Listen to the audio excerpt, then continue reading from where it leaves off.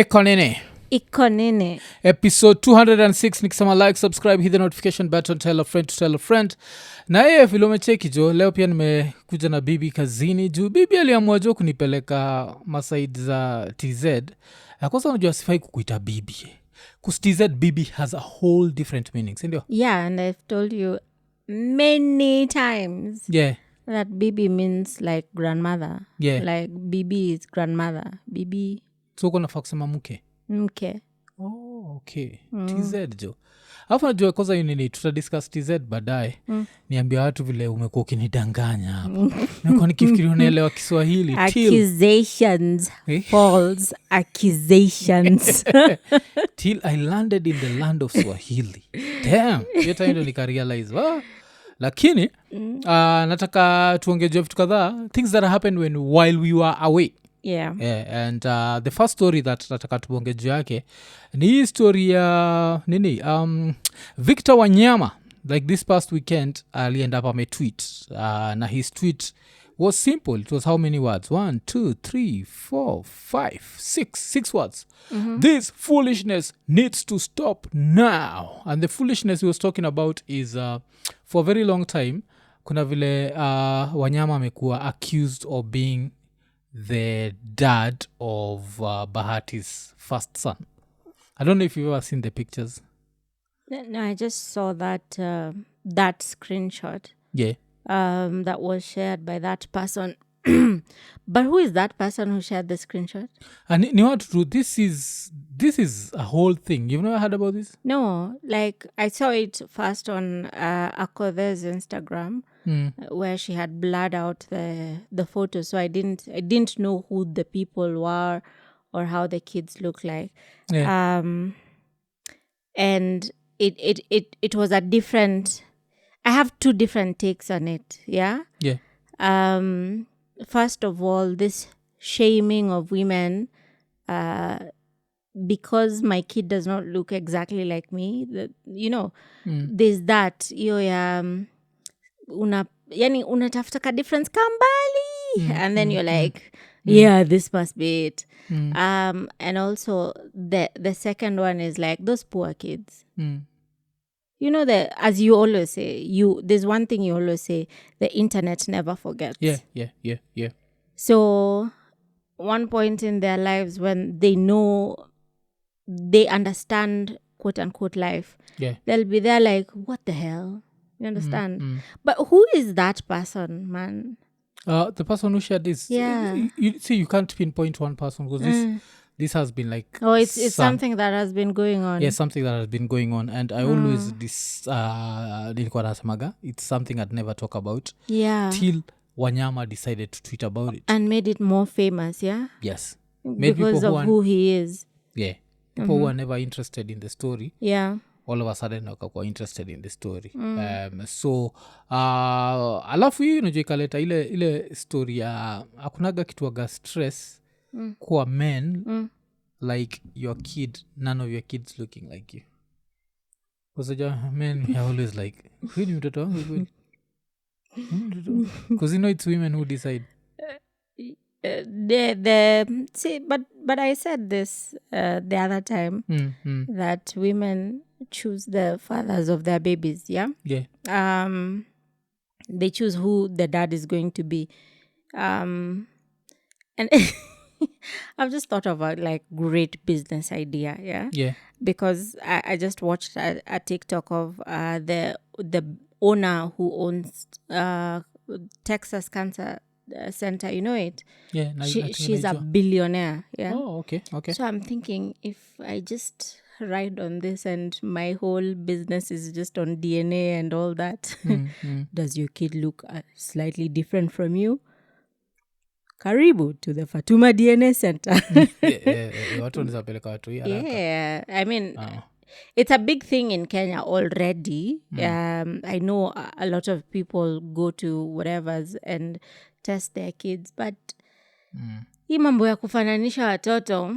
Yeah, because me, the funniest, I don't know kama nikumbuka, but sikuza Iko Nini za kwanza kabisa, the funniest post I ever seen. I don't know where this dude went. There's this dude who's my friend on Facebook nakwaga he's also a very funny dude so kuna time alitweet kitu ingine kulikuwa na hii like this whole debacle ya if Eric Omondi was the father of Jackie Maribe's son and he was saying like the easiest thing to get history like the way men beg women for we need to take the kid for DNA test he was saying it's bullish like if a man suspects mtoi akiwa mdogo si mtoi wake ati ana show up tu na kiswab because you know like when a kid is small they drool a lot you go like baba baba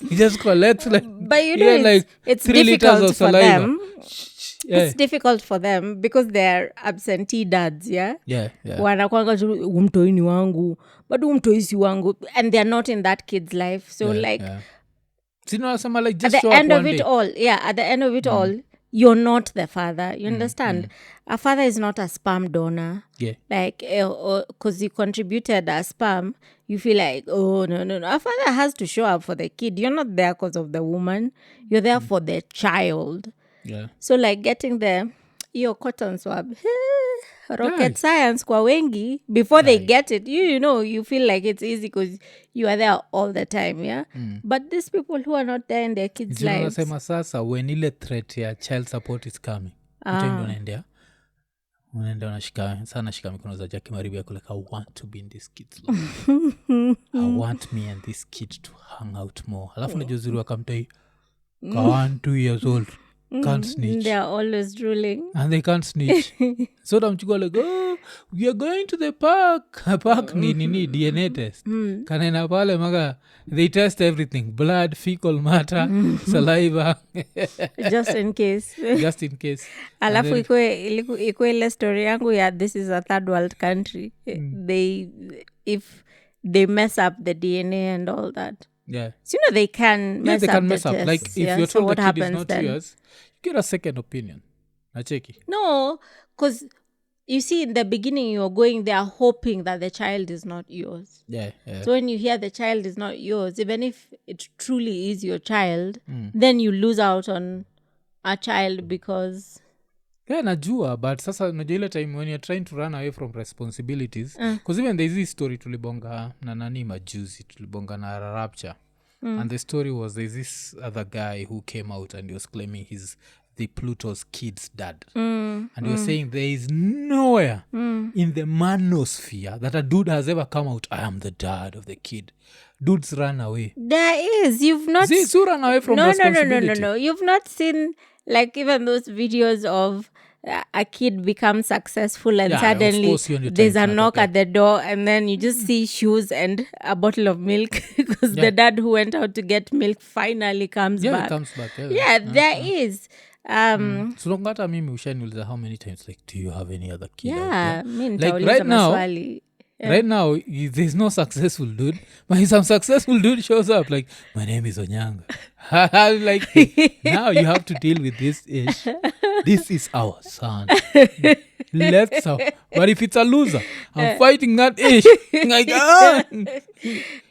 now mtoyo sema iko nini iko like doesn't sound like me you need your DNA test I have a question for you on that topic so in terms of birth control who do you think inafaa kuwa responsibility yake because wanaume wanakimbia the woman has to know she has more to lose in this situation so inakuaga different men have different principles yes but kuna kuaga na wanasemaga the male principle inafaa kuwa like after you reach a certain age you have to ask yourself if this woman was to get my kid would I want to be around that kid if the answer is no strap up after you reach a certain age you can become a father from whatever age ukiwa young you tuna understand like if a girl gets impregnated by a 19-year-old she's made like one of the biggest mistakes because this is a kid this is literally a kid who's menstrually impregnated another kid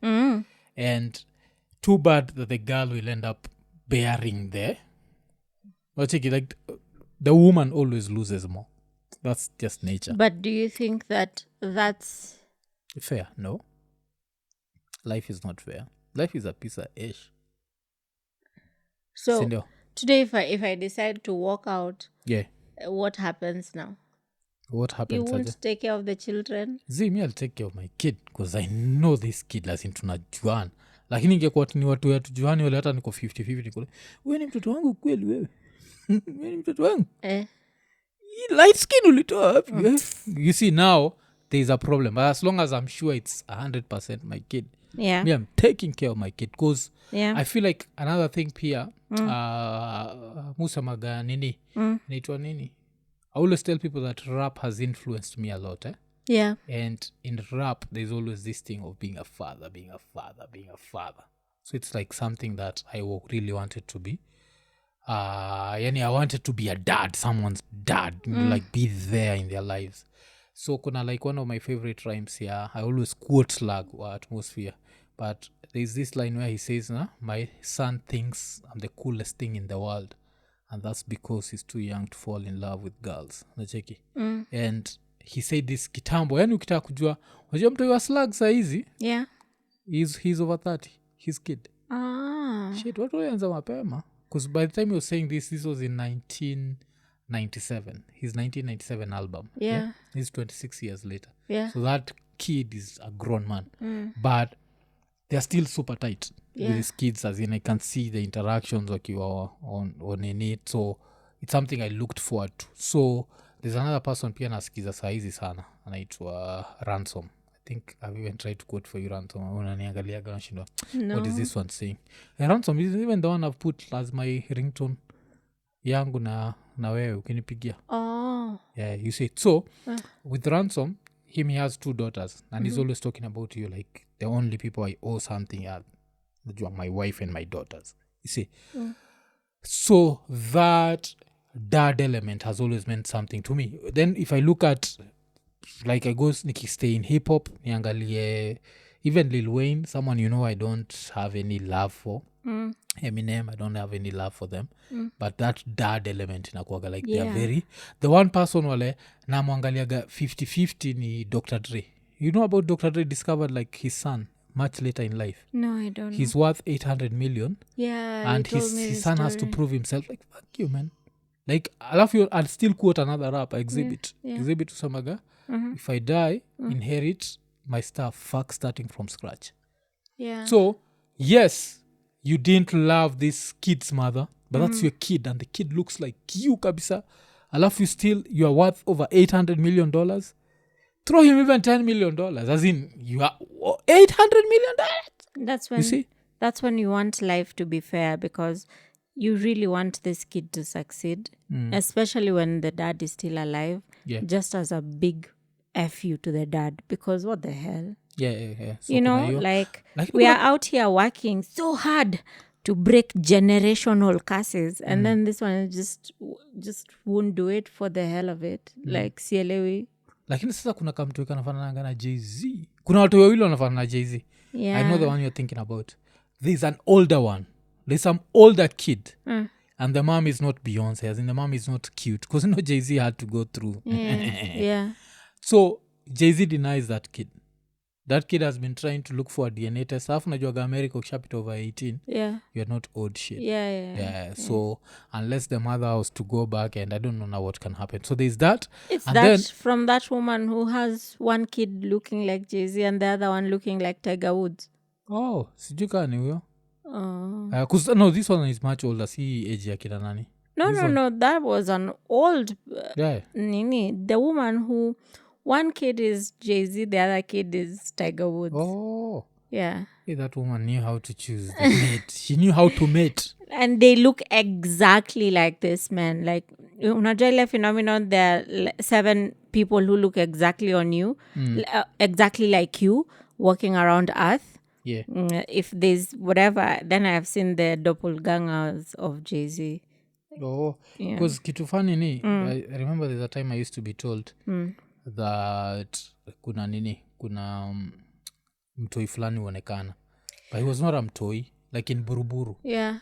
There was this, he's a dude. The reason why I knew he was not my kid, because I was still in my 20s. And there was this kid who looked like he was 19.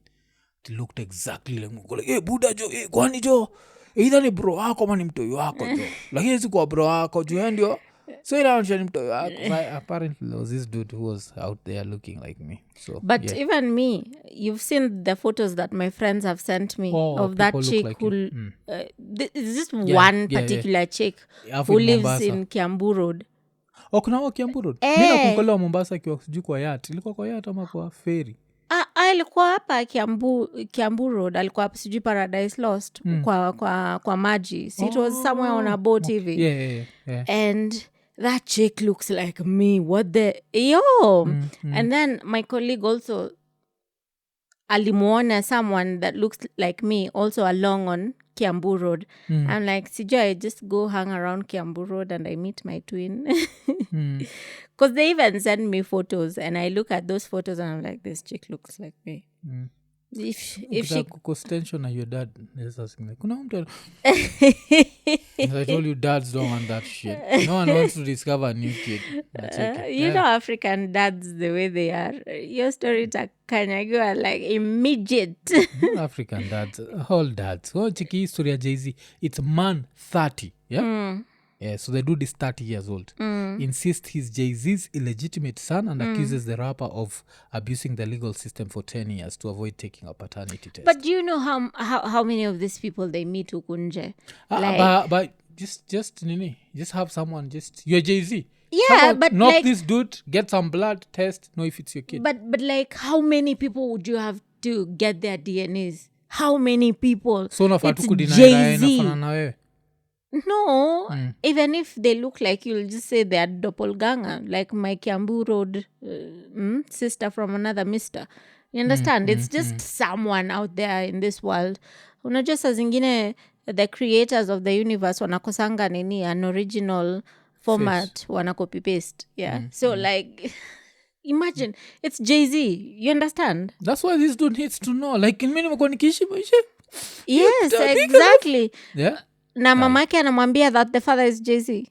Yeah. Even the mother says the father is Jay-Z. And she has Jay-Z proof has that they were together. Avoided to take a paternity test. I'm assuming this girl is from Mercy. Najua Mercy.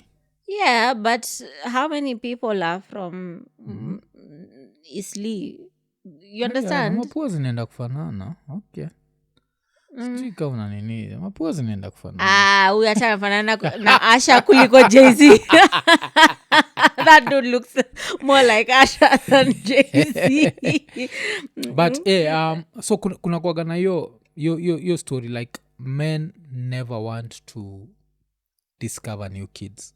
Like, like I had a kid somewhere. Why? Because of a lot of ish. First of all, it might break the family. Like the number one thing, especially, of course, if it's a young kid, it breaks the family. Because if it's an old kid, it should not break the family.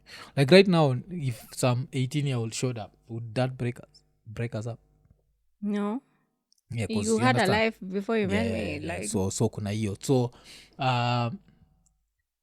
so kuna hiyo nini. But still, his story, why do you think Wanyama has reacted? Let's go back to his story. Wanyama. Because of the bullshit. Like, Kenyans on Twitter especially are the biggest bullies out there, man. So imagine you keep seeing this over and over and over again. And it's none of your business, yeah? It's if right now just someone photoshops you next to some random child and says you're the father, and it's over and over and over again. It's not one person. You get tired. You understand? You get tired. And this just... Because maybe I think amechoka tu. He's rich. No rich dude wants to discover new kids. Na just a broke dude, like kana ishi pahali kwa slum. Kuna yeye mtoto wangu. Ni baraka kutoka kwa Mungu. Yaani wewe ni baraka kutoka kwa Mungu. Hata nafaa kuita baraka, unaweza kuwa kama Obama. Wewe ni baraka. Unamrename after kwa mtu mzima. Yes. But if you're rich, like you're a dollar millionaire, you're there thinking like, now, if I accept this small kid, what's going to happen? But if you know it's yours, it's yours. And in this case, tuna paint different scenarios, right? Yeah. In this case, it's not some poor child. You understand? you know, people think kina Bahati wana struggle. They are not. No, they're not struggling. They are not. They are very comfortable. And they can take care of the children vizuri bila issues. You think they'll start going to ask for child support? Yeah. No. They are comfortable and they can raise their kids. They're even adopting children. Whomst are you to come and say, oh, me, I'm protecting my money? From who? Yeah. These people have money. Okay. Lakini Fatuma wa Kazungu. Yeah? Hata nimetumia majina yako yote. Are you serious? You want to compare? No, I'm not comparing. Because you know Wanyama money is I'm wealthy not comparing. Money. Yes, it's wealthy money, but they're not struggling. Yeah, they're not It's struggling. not like this man who's saying, I'll call you Baraka. Yeah, you understand? Yeah. That's what I'm saying. And number one, I think he would only have felt that type of way if it was coming from the family themselves. You know, if the woman was there saying, oh, jamani mtoto ni wako, then you'll be like, this shit needs to stop. You understand? Yeah. But it's random people on the internet. But Please. But you know the way the universe has a sense of humor? Yeah. Because the funny thing is, Diana and Wanyama have crossed paths. You know that? Yeah. So, but now it gets more interesting. This is where it gets super twisted. This kid is not Diana's kid. You know that? Yeah. This kid that everyone is there like, hey, Yeah. Buddha uni mtoi wa Wanyama. Yeah. So, yes, Diana and Nani have wame cross paths. Yeah. But this kid does not come from Diana's womb. Because that's, I think, the one thing everyone keeps missing. Yeah. Apart from that, this kid was adopted by Bahati way before he met. Ingekuwa ni Diana amekaa akamwambia adopt huyu mtoto. Ingekuwa issue. Alafu now vile nimesema the universe has like a sense of humor. Now the kid ends up looking like Wanyama. And it's not Wanyama's kid. Yeah. But now you have to understand why Wanyama also would not be happy. Because let's say Wanyama yuko 100% sure he's not screwed Diana. Sindio? Yes? But he had a life before Tottenham Hotspur, before Southampton, before Celtic. Watu fanana. So, skiza. Yes. What if kuna seed yake fulani libaki tu ghetto pahali? Alafu now the seed. Nasema tu, it's a hypothetical situation. I'm not saying that it happened. So now, you see some kid and this kid looks like you and everyone is there. They go, hey, stacky shit. So that's what's happening. If all quote unquote wealthy people entertained this bullshit, it would then be a problem. Fatuma's DNA clinic would make me a billionaire for real. You can't entertain everyone on the streets that he goes, oh, mtoto anafanana wewe. Like, no, you can't do that. Lakini sasa ukiwa mtu wino uliadoptiwa na kila mtu anasema Wanyama ni budako, at some point huwezi kuwa situangalia juu yenye DNA. No, me I'm living my best life. I want part of this, inajua. Because vile nimesema, there's levels you to know, this. I can't compare because I always see especially kids who have been adopted going back to look for their birth parents. So siwezi jua your feeling. You understand? Yeah. Naonaga like they search and they get so heartbroken, to find out who their birth parents are. But siwezi jua, by the way. I can't tell. But I think kids mostly get heartbroken and the birth father is broken. Not really. Even the rich ones who you Hey, find if out they who neglect you, you. and then you're neglected. Kwanza, that's more heartbreaking. Yeah, you know why? Yeah. Because if you're poor, you're like, they couldn't afford me and they wanted a better life for me, so they gave me away. You find out that these people had a good life, like a good life. And they gave you away because what? They just didn't want you. Guy. Yeah, I know. That's nini. Heartbreaking. Yeah. But pia hii story pia imenikumbusha like hakuna kitu stress kama hiyo now like when you live your life in the public like this and people just come up with bullshit. Yeah. Me unajua hii tu nimejua hii story that this kid is adopted. I've just known that like this week. because now I was interested in this story. Now I was super interested. I was like, hey. Then I find out like the kid was adopted, and not just adopted. Yeah. The kid was adopted by Bahati. Yeah, kitambo, like very, and it made news at that time, and I was thinking, hey, because at that time me nilikuwa najiuliza, a single man can adopt in Kenya. You understand that was the question for me, and that's when I spoke to some lawyers. Like, yeah, as long as you can take care of the child and you have shown proof that you can do it, then it's legal and you can do it. It's not the easiest process, but if you're determined to do it, then I was like, kudos to this dude, because he did it. Yeah, hapo kafanya And he was young, by the way. He was very young when he adopted this child. Kaptoi kangepitia maisha Yeah. Siwezi kanapitia maisha mzuri. But now it goes back to, now when women cheat, si mnakuwaga na shida. You know why? Because why? Now try and imagine a woman cheats with now let's look in another universe. There's another Kadayana, and then there's Bahati, and there's Wanyama, sindio? And you see like the physique is very different. Bahati is this short dude, sindio? Then Wanyama is Mundu Kumundu. So if Mundu Kumundu ends up, if the girl ends up cheating with Mundu Kumundu, you might be there just asking the kid to be short. Kuwa tu mfupi tafadhali. Because mtu anatokea kwa Mundu Kumundu inakuwa tena ni tension kwa hao. That shouldn't even like worry you. Kuna kuanga na anomalies mingi huko nje. Unajua ikiwa ni Mundu Kumundu alafu watu waanze ku bring up. Unajua if this kid was not adopted, this would have caused a lot of tension in that house. You know that, right? As much as kuna trust and kuna what, but they know each other. Unajua watu upenda kuongea when they're outside a marriage. You actually don't know what's inside a marriage. Kuna hizi marriages zenye watu uongea like, oh, but they know each other and they'll survive. Alafu kuna hizi marriage zenye mnaonanga huku kwa Twitter mnasema goals, na kumbe huko ndani it's broken. I know. You understand? So watu overcompensate. If you see people who are always then kuna ile overcompensation. Achana nayo kabisa, achana nayo. But I still found the story to be super interesting. And lakini watu wanafaa stop the bullshit. At least do your research. If the kid was Nani's kid, then now they bring up Mr. Wanyama. Wanacheki. But the fact that the kid is not even. But like kwani hata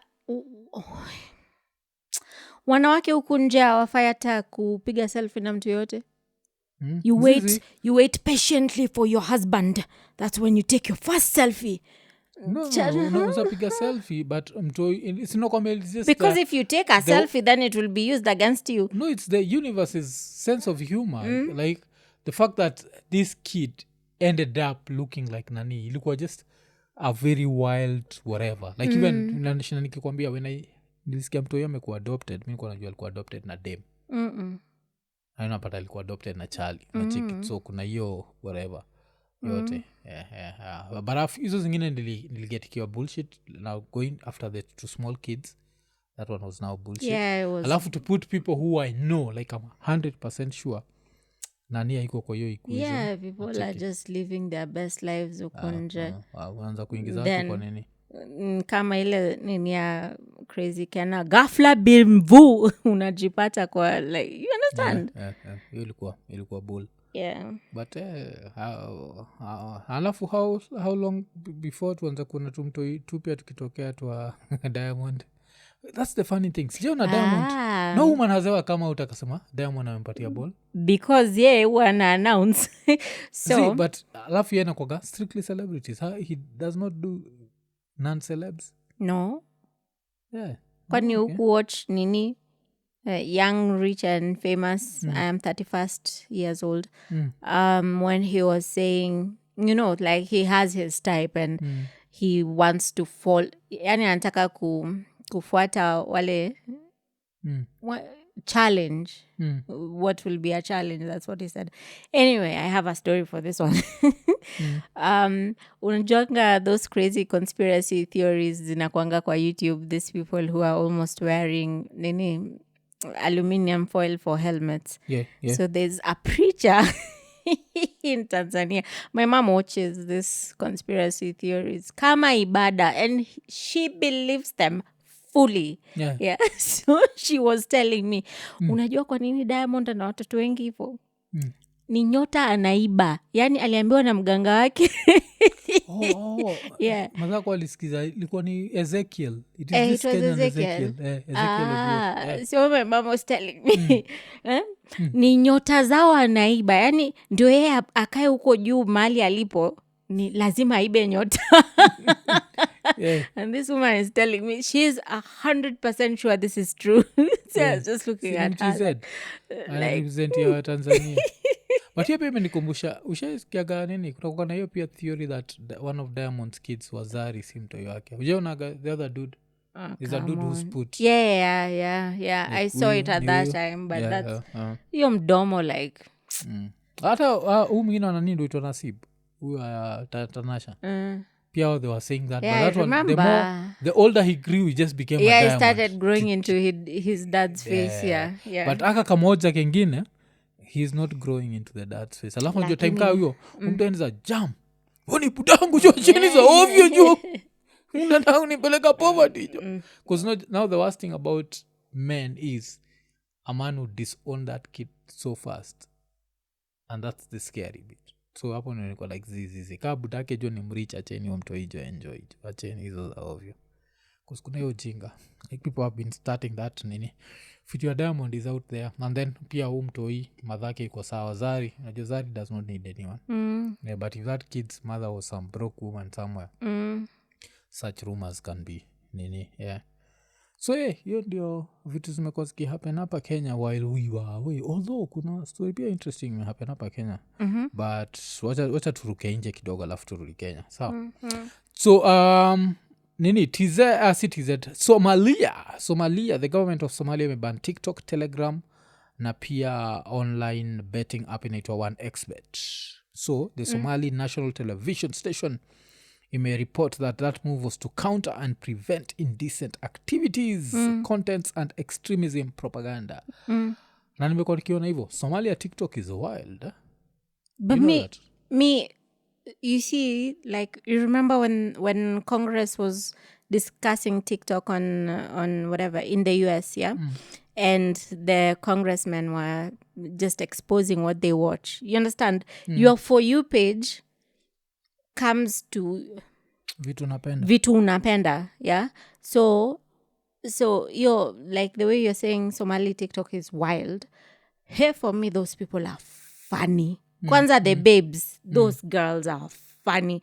Like the ones who come up on my For You page, it's just hilarious jokes and jokes. So I don't know, man. Sijaona hiyo side ingine. Yeah, cause kuna kuagana wale wajua in Somalia joki dance mpaka utoe hiyo. Ule mwenye alipigwa alikuwa wa wapi? Sio Somalia. I don't know. Alikuwa wa wapi? I need to find out. There's a girl who removed her hijab on TikTok. How you needed by the brother. Yeah. I remember that. Yeah, I had forgotten. I remember that. I think it was Pakistan. I don't remember what country it was. Let me check. Serious. Yeah. Pakistan inakuwa serious sana. Kuna zile countries where you don't nini. Ilikuwa nini Somali. Somali woman brutally beaten by brother for dancing on TikTok without hijab. So that one happens. Yeah. It happened in Somalia. So kuna hizo ile. So that's why I was saying like huko because ubaya social media is there's a certain urge ama a certain appeal that social media has on girls that it doesn't have on us. Like si tunapenda social media but you'll find on girls, no, that there you're wrong. Skiza. You're very wrong. Very. Wacha nimalize. Sawa, nimalize hii statement. Unakumbuka Ryan Davis, that comedian? Yes. Remember one of his most famous jokes? Was really like he's tired of going on TikTok and seeing some beautiful girl shows up and she's like, thank you to all my fans out there. And he was like, I'm not your fan. I'm a pervert. I love you because you're always half naked. I have a problem. You remember that joke? Yeah, I remember it. Yes, and most dudes are there because they have a problem. Like kuna the few who are trying to trend and what, but most dudes are there Instagram just looking for half naked girls. Literally, Morph, it's literally Yeah. proven, like scientifically, that the hormones that your brain produces, Dopamine. when you're watching or when you get the high from social media, you understand, it's scientific, so you can't say that sijui eti ni perverts and all girls. that. It's the same thing. Perverts. It's the same thing, because you're going there to get your dopamine fix, right? And the same way, it's men and women. You can't say that there's dopamine for men that is perverted and there's dopamine for women. Girls want to be mbele ya kamera ndo wapatiwe Not dopamine really. yao. Dudes are perverts. Not really. Unaonga ile akina Ian ile ya tumamia moja uone uone matiti. Like you see these are perverts behind who are watching. It's dudes. You know it's dudes that are watching. Young boys. Yes. But it's a girl in front of the camera. So now comes to like ukienda kwa Somali TikTok, you'll find most probably, I might be wrong, but I'm expecting I'll find more girls than boys. Like in front of the camera. No, even the dudes are there. Yes, they're in front, and but they're funny as hell. Okay. They're funny. It's jakata your part ya funny. Mi nasema tu ile sasa getting yourself in trouble. Because even the boys can get themselves in trouble. Yeah. Like, why are you doing this? Whatever. But now for the girls, like for you to be brutally beaten, you're like brutally beaten. Yeah. So she posted a video on July 12th in a sleeveless black dress without any head covering. Damn. And that, mpaka they even show the girl at after happened, she was brutally beaten. She calls herself Hafsa Queen, Djibouti. She's Djiboutian. So does that name sound like perverted to you? Yes. Djibouti. Yes, Djibouti. And then she actually even posted a video of herself, like she'd been beaten. When she was crying, asking for help. Yeah. I saw that one. I don't understand when she was this. begging for help. I don't understand that. So like, sad to watch. Yeah, that was sad to watch. I've seen nini, so I won't even get into it. Yeah. But I never understand you, like kila mtu kona maisha yake, whatever. So Somalia wameamua hawataki TikTok. Unajua hapa Kenya, of course, it's still up there for, it's still being debated. We'll see what happens with that. But tukitoka hapo wacha tuende paka Japan, si ndio? So of course my admiration for Japan akina China inajulikana. I thought you were going to talk about their weird names. Yeah. So Japan, of course, I applied for Kumamoto University. I was never accepted. I knew that was coming. But, and that's a real university, come out to there's someone who thinks I'm just talking shit. So Japan tunaijuaga for their weird cultures, So you remember, like, even when we had that guy Evans Musoka here, was talking about those family showers. Yeah. And that's just nasty. Kwa watu wajai watch your episode, and then we watch episode, and just search Iko Nini Evans Musoka. Just put the link. Yeah. So now kitu fani ni because a lot of Japanese, it's like it's one of those countries, ama Japan is one of those countries watu wanaishi for long kabisa. Yeah. Na one of the effects ya kuishi for long ni dementia. Yeah. So saizi kuna restaurant imeanzishwa Japan, itwa the Restaurant of Mistaken Orders. Na hii ni restaurant iko Tokyo na ina hire only people with dementia, giving you a unique dining experience. That's so cute. Yes. I feel like that's so cute, man. Utakuja uoda githeri wakulete chapati. You order the cheapest meal on the menu, and then unaletewa filet mignon. Yeah. Alafu kitu fani ni ati waiters and waitresses, all of whom have dementia, have the customer's blessing to make mistakes. Yeah. And instead of a frown or rant, the servers are greeted with smiles and laughter. Yeah. The restaurant of Mistake Orders is the brainchild of Shiro Oguni, a Japanese TV director whose aim is to raise awareness of dementia and change perceptions about it. Check it. Yeah. Japan inakuwaga tu nchi ya ajabu kabisa. I love that so much, man. Like, unajua, especially thinking about where you know, in the recent news, sisi as Kenyans tumechoma picha mbaya when we are beating our elderly people in the elderly people's homes.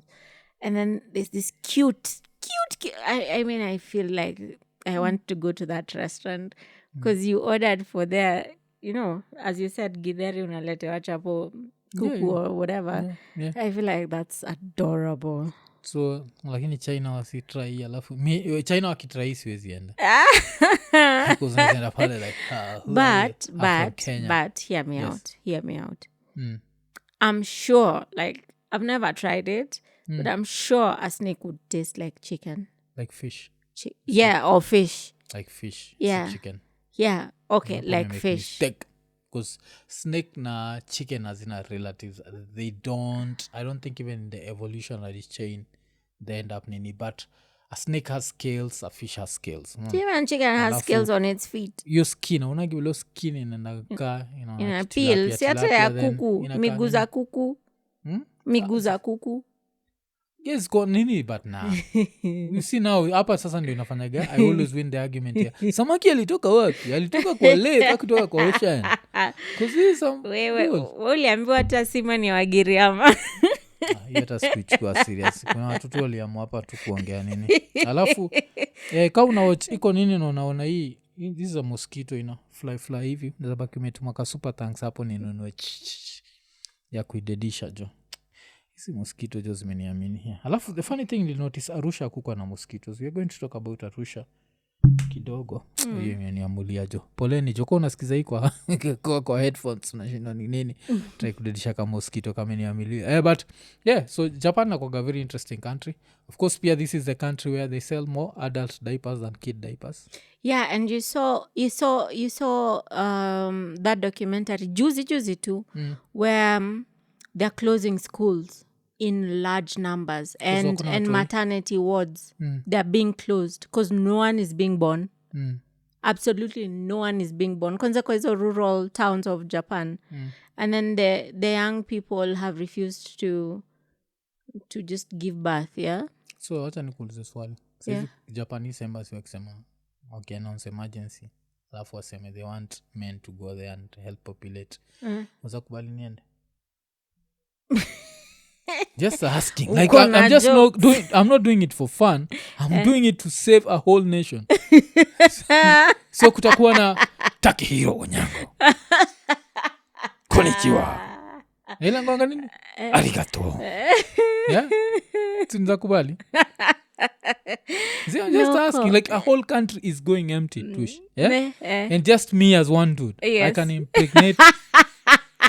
Skiza. I can leave 999 Japanese women pregnant. And nisa kwa nafanya you just miss me for like 6 months. So that's 180 days, so 5 women per day.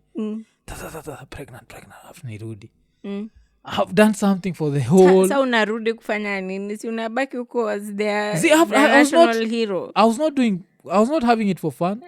I was just living the hafus. Unajua hafu. No. Hafu is half Japanese. Hafu. Yeah. So I'm just living the hafus and coming back. So kuna Takehiro Onyango. Next question. Okay. No. Even for scientific purposes. Next question. The world is already overpopulated. I think the people in Japan are doing the right thing. But the country is depopulating. Yeah. That's the sad thing. Because hata wangeza ku-maintain at the same rate. Yes.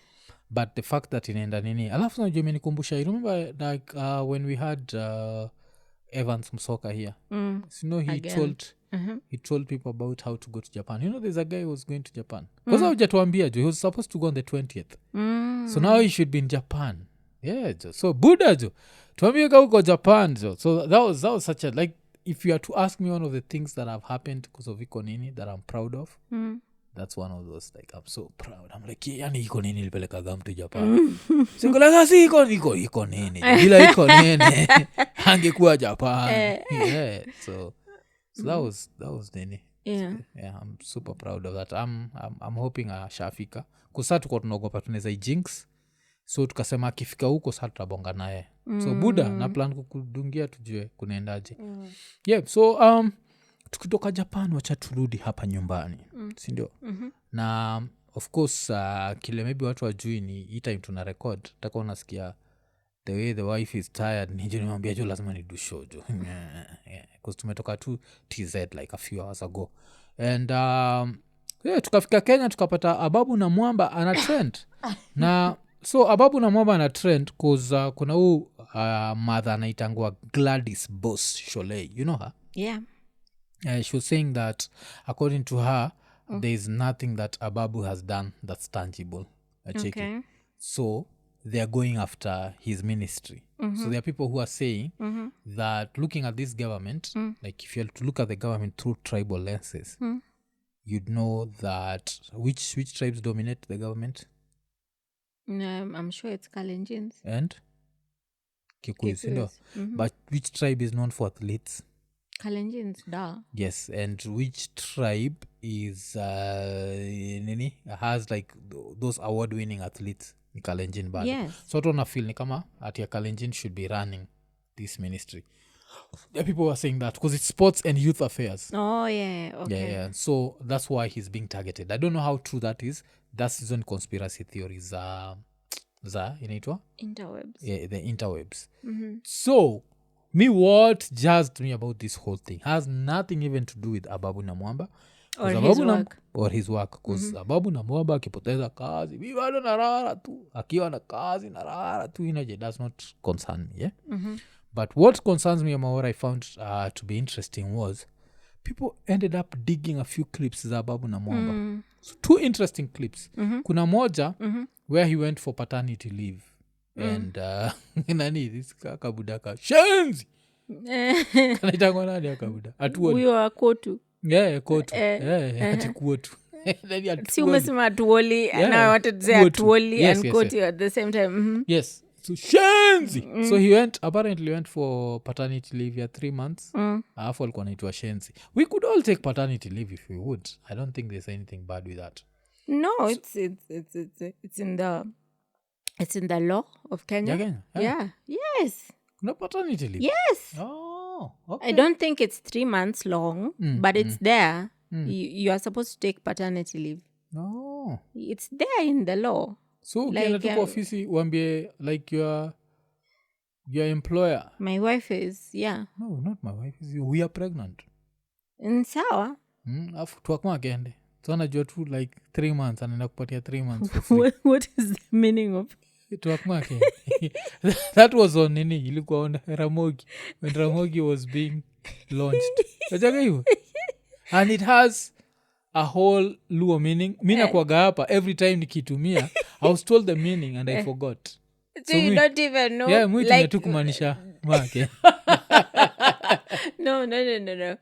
Try to translate word by word. hii tuakata sijui tuak ni nini wacha nitafute tuak make Okay.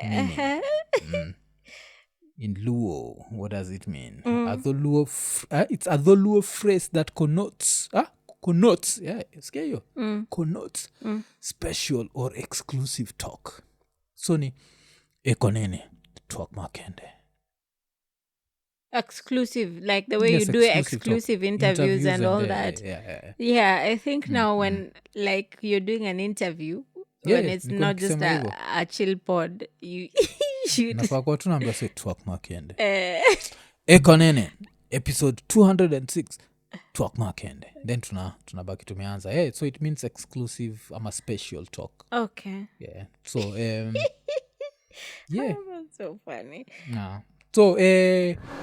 So tukikam to the tuak makende specifically of what was happening here in Kenya Yeah. so there was that clip ya nani alafu now an interesting one was he once did a house tour was it on K24 was a check I think Because it I was think nilikurushia Citizen. hiyo nini so It was- so kwa wasewajuu hiyo story ni kuna siku Ababu na Mwamba amefanya house tour yake alafu house tour yake iko na an open plan so wacha tuongee juu ya open plans It's Pulse Live. ni Pulse Live ndio ulikuwa umeenda kwake the clip I shared with you the Oh no, video View Sasa is Citizen. so it's yeah. Visasa who are doing nini Yeah. so ukifikiria juu ya open plan because I know you're an anti-open plan person yeah, nataka kupika dagaa zangu in peace. Eh, I don't so want like hautaki open plan ya kitchen mm-mm. but sasa now try imagine Mm-mm. tutengeneze nyumba alafu tuweke open plan kwa bedroom I refuse vehemently. alafu unajua open plan ya kitchen ya bedroom inaweza kuwa ni closet maybe sindio But maybe why nguo still? skiza maybe nguo zinahangiwa tu but sasa hii ni open plan ya choo. This dude did a house that had an open plan. Me, I refuse. Like Yeah, chore. my head has my head imekata ku process this information. I've seen the video, like I have seen it. It's there, And but he's proud. Like, my I like head to has think different. refused to process this because, like, I wake up in the middle of the night. You want to take a shit? Yeah, and then someone is sleeping on the bed, and then now the whole room is smelling like a toilet. Yeah. And It's an then open plan. your beds smell like a toilet. Sooty closet. And then the way sometimes men are full of ish, there's pee just somewhere on your bedroom floor. Sasa umeamua kunianika. I've said men. Mimi nisema men. Hakuna. Sasa ukiamua kujiweka hapo mwenyewe shauri yako. I wipe. Sana I have to be hapa na nza kujitetea mbele ya watu. No, I'm just Zizi, saying. you have to tell people hapa. Sijanyosha mtu yote kidole. Alafu utatutishia na hii kiswa yako hii. Me, I'm just, tunakuja hiyo kiswa I yako. am just talking. But good. sasa tuongejea hii. Like at what point? I can't. Like, I bedroom honestly yako, can't. utakuwaje unanusa shonde ukilala? Because you know, hata even if you flush it, a toilet is still a toilet. Yeah, and sometimes like the smell lingers for a while. Yeah, you will do.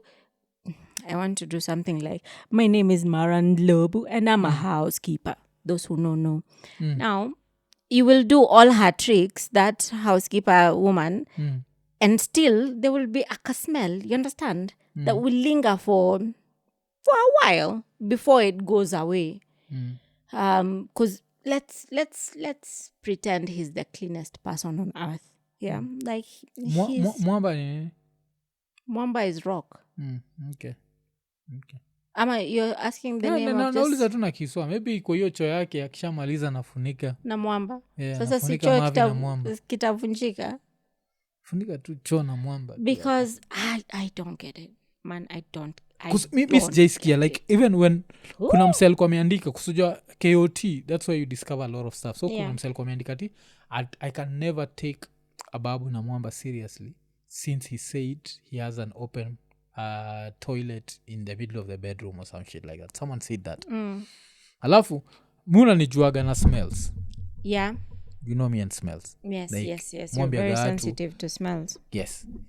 So nakaa hivi nashindwa naweza enda kulala na kuna nanusa shonde hapo wala nanusa mkojo because even that kiamoni or whatever even if it's just going to affect me and then nashindwa is this architect still alive? Yes. Because ule architect alitengeneza mi unless uniambie ni uchawi. Yeah? Because mimi unajua pia I can be convinced. Like unajua sasa hapa tukitengeneza hicho hivi ukikunia hii mavi inageuka inakuwa gold. Alafu sasa hii gold tunauza tunapeleka treasury. Sasa itakuwa acha sasa tukunie tu hapa tunusa mavi miaka 3. Alafu tukue rich. Haya tunaweza nini? Let me say the way. Let me say the way my village people will say. Aliambiwa na mganga wake. Anye alalapo. Yeah, tunaanya tu. Tunanya tu. Ni kunya ama ni kuanya. Unakumbuka ile phrase ya havanyi havakojowi?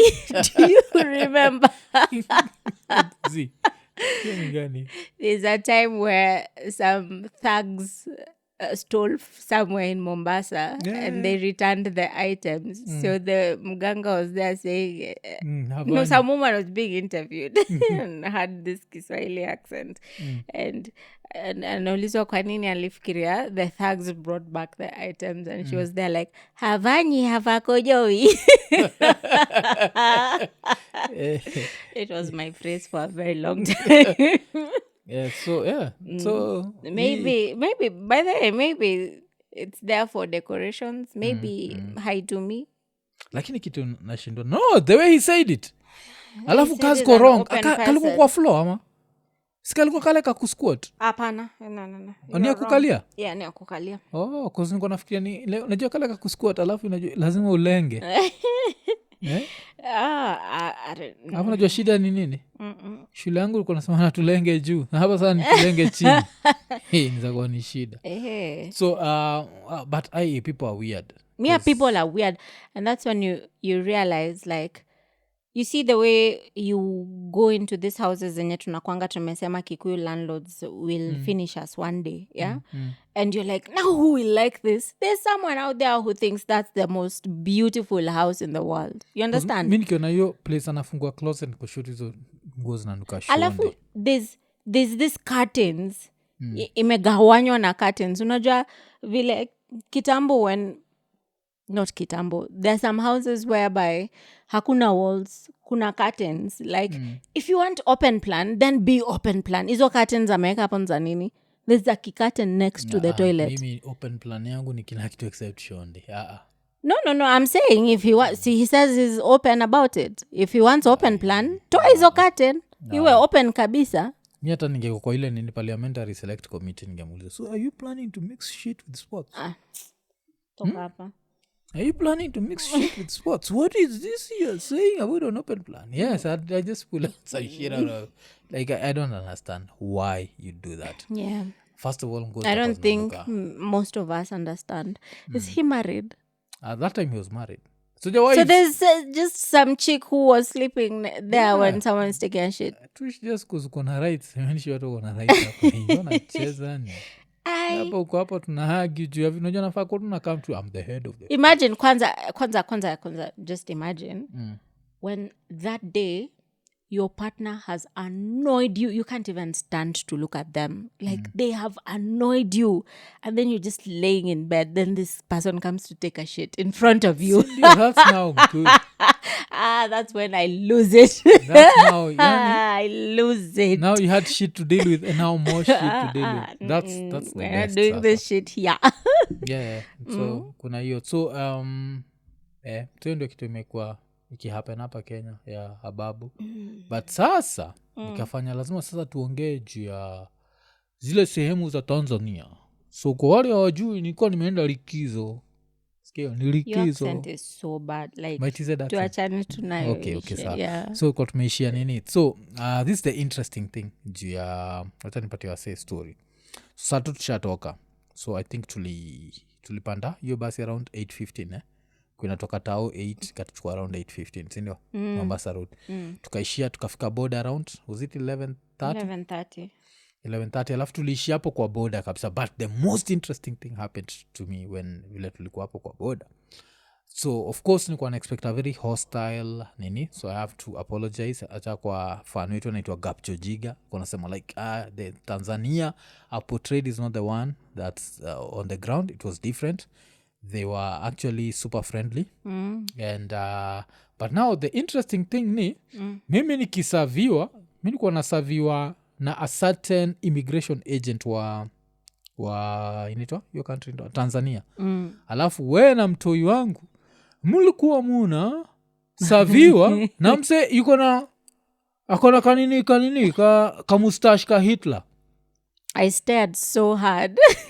like he dude mustache iko up alafu ame clean kabisa kako hapo It katikati feels like he had waxed the rest of his face because it was so clean. It was so clean. Alafu kuna ako to the Hitler mustache. I stared and stared and stared like yo. kwa kwanza kwa swa Germany ni tension jukawe ni mswa Germany umepanga line Lord, please, let him not call me to the line. Alafu when you think about it, the people who first colonized Tanzania were Germans, you know that, right? Yeah. So maybe there's a history to it there. Yeah. I stared at that dude. Like I think I made him uncomfortable because he was just there, like with the tiny mustache. Maybe angeva nini angevaa tule tukofia twa Charlie whatever. Yeah, Charlie Chaplin. Eh, Because Charlie Chaplin also used to have the same nini. But now now you see, the difference was the kakofia. yeah. So hiyo ilikuwa the first nini. Sasa tukaingia TZ sasa. Kuingia TZ, wacha tuende. Tukafika mwisho. So kufika mwisho, tulikaa kwa boda for 3 hours because kulikuwa na a few problems here and there, sindio? So by the time tulikuwa tunafika mwisho wa basi ama niyo shuttle, tulikuwa na njaa, tulikuwa na kuna place ya kukula. Alafu kitu moja wa gafani ile naacha niambia watu family problems zangu, I always ask my woman that hizi prices ziko hapa ni za kitalii ama ni prices za kawaida? What did she tell me? Ni prices za kawaida. Nikasema okay. So tukaenda pale, nikaangalia menu. Kuangalia menu nikaona kuna fries.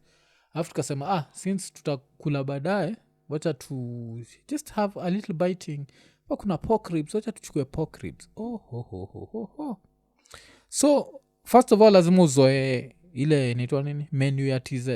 Kuzikiangalia hivyo unaona like 3000. Alafu nakumbuka divide by 20. It's not 3,000. Like the cheapest thing there would be no water 3000. Then go 150. So ilikuwa pork ribs 28,000. I was like, this must mean wanaenda kutuletea a whole tray of this sumptuous pork. No, listen. Wacha tuletewe ka piece kana tushana na hii mkono. Listen, first of all, when a woman is hungry, they're hungry. I was hungry, dude. I was very hungry. And I was thinking, you know, the way like they're served here, it's not one. You understand? Yeah. They brought out one. The way they're served here, they don't bring out one. Tourist. Yeah? No, not really. Even tourists in Nairobi, you wouldn't give them one piece. Like, that was daylight robbery. And you just... maybe ilikuwa kosa langu ningeuliza but you know you can't ask. It's like uende kwa restaurant uone chapo beans alafu letewe maragwe moja. You understand? Like that would be bizarre, right? And even for there it was ridiculous for you to bring out one at 28,000 shillings. It's crazy. That's number one. Number two, I remember a few years ago I was traveling with my sister. And then we crossed the border at Tarakea. Then no before we were using hizi buses za nusu. So you go to like from Nairobi to Tarakea, and then from Tarakea you go get another one to Moshi. So like when we got to Tarakea, we went through the customs and then we just crossed Kidogo and we went to a restaurant. We ate like the world was ending. We ate and ate and ate. But it was not at these fancy restaurants. It was easy za kina mama ntilie. So like the bill came and it showed we had eaten food 9,000 shillings. And I was like, 9,000? 9,000! And my sister is there just looking at me because in my head sikuwa kwa nimeprocess that tumecross into TZ. So I'm there like 9,000, and like I'm telling my sister we need to ask them about it. Then she calls the lady over and I start talking to her about it like kwa nini chakula ni 9,000? And then my sister just removes Tanzanian money. And you know, it's the 10,000 shilling note. It's like, keep change. And then I was like, oh shit. I was ready to, to throw hands. 9,000. Yeah, but sometimes ukivuka border to a different country. Yeah, it's strange. That's why your daylight robbery at 28K iliniumiza. Kusiku understand. But it goes either the way. First day. Wacha tuendele tu na hiyo the first day. So the first day tukakuwa robbed hapo, si ndio? Sasa tukaenda kwa room. So tulikuwa tumebook like this hotel. And this hotel, I'll have to take this one. Because vile watu wanajuaga, you work in the hospitality industry. You always go for the best. I'm always looking at how much we're being charged. So it's like, let's go to this cheaper place. Ukapata, so it's giving Zimbabwe. Sawa tukifika pale chini first of all nikanusa choo tukiwa kwa reception. I was like, what kind of hotel is this? Karibu nifanye Wakanda forever. What kind of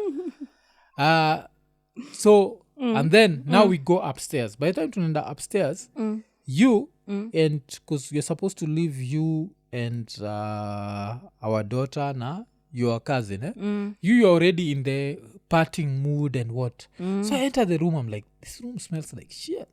Like the smell is there. It's not a normal person would not detect it immediately. Ababu na Mwamba would not detect it totally. But but mimi and my sensitive nose, I was like something is not adding up. But I was like maybe because nimenusa huko chini it stayed with me because nimeruka step ingine tukiona wewe kwa lobby ya immigration pale TZ that one stop border whatever. Remember nikikuuliza like kwani kuna hii place inanuka choo and then kumbe it was someone's mouth. You remember that time? Yeah, I told you that's a mouth. Yes.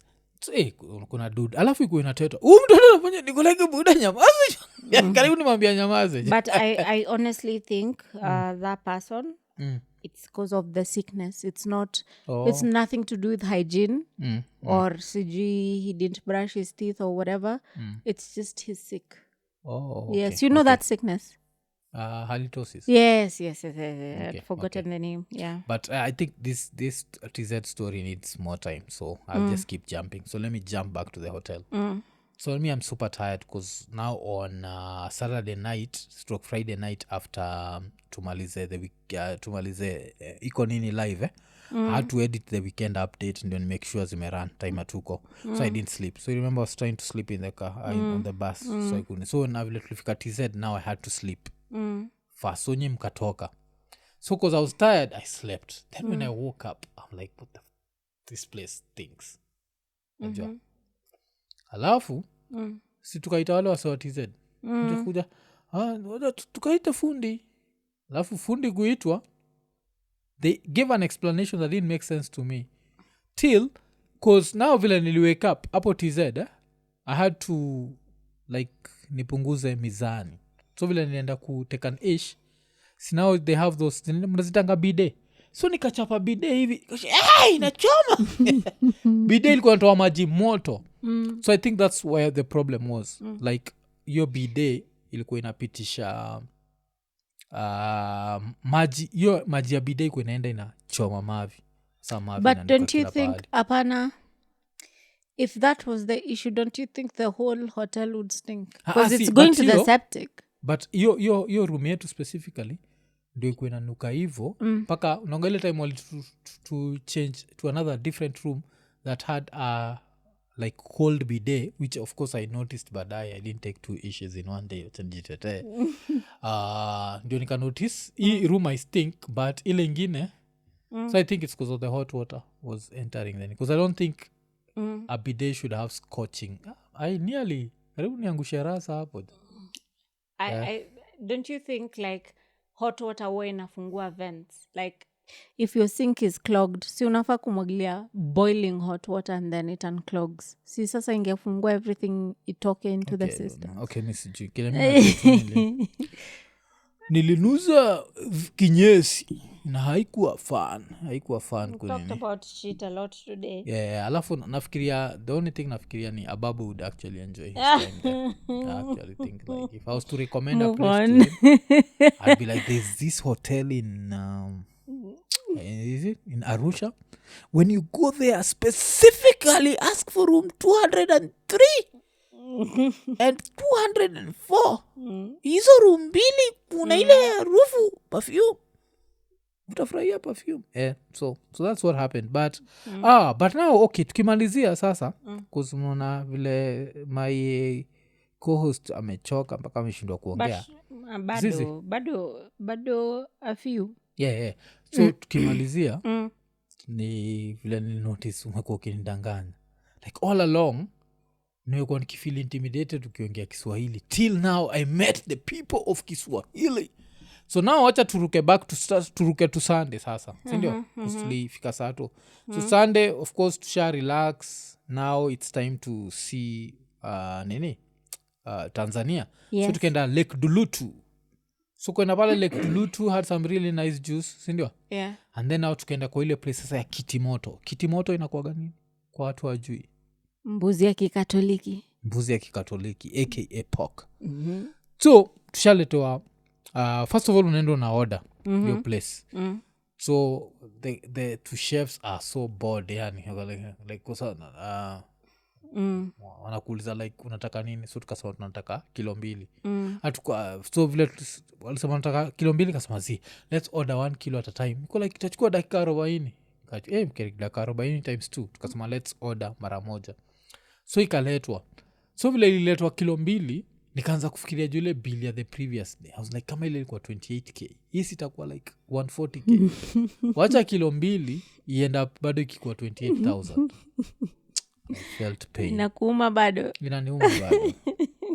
hiyo kitu ile niumiza sana so hiyo napatia tu advice ukiipanda hiyo kwa Impala shuttle usiende kwa hiyo hoteli pale inafika mwisho hiyo hoteli that's not a hotel restaurant yeah because there's a hotel there and there's a restaurant those are two different ones okay there's a restaurant so now another thing I noticed that day tukitoka hiyo place your cousin told you about kuna place you get cakes and they have like the best cakes in the world sindio so tukienda hapo cake zote zikaekwa kwa box moja and that's the time I knew that your Swahili is fake but like that's a random word it's so skiza it's wacha basic waanze kuongea Kiswa first of all niko naelewa hii lugha kweli hapo nikasikia like hausitaki kwa nini hata box ilitwa jina yake hautaki kwa box moja ujalo imeshine wacha sasa niende nitenganishe tenganisha is such a basic hii miaka yote 10 nimekuwa nayo hapa hujaitumia jina tenganisha hata nikikwambia hiyo gali yangu because nothing is tenganishwa in this house it's always brought together unajua now people will be like mwanaume bwege mwanaume bwege imaanisha kile nafikiri imaanisha mwanaume bwege imaanisha kile imaanisha unamaanisha nini because I don't know what you mean umesema kuna kitu tenganishwa kwa hii nyumba unasema kuna vitu tenganishwa mapaja utenganishwa